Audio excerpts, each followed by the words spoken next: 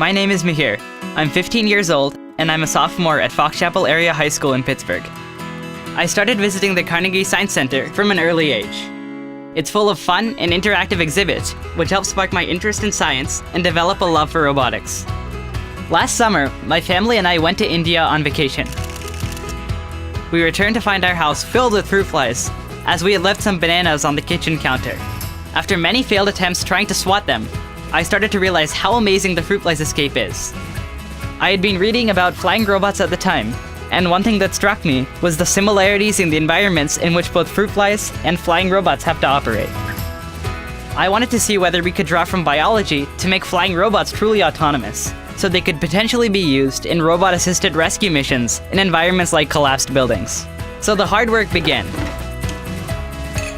I designed a lightweight sensor module to estimate the position and orientation of an approaching threat, drawing inspiration from the fruit fly's rudimentary but fast visual system. I spent the first 6 months experimenting with different sensors and circuitry, building and testing prototypes, and coding to tie everything together. During the last stage of my research, I spent most of my time creating algorithms. I wanted to apply my learnings from fruit fly escape behaviors to a multi-rotor helicopter.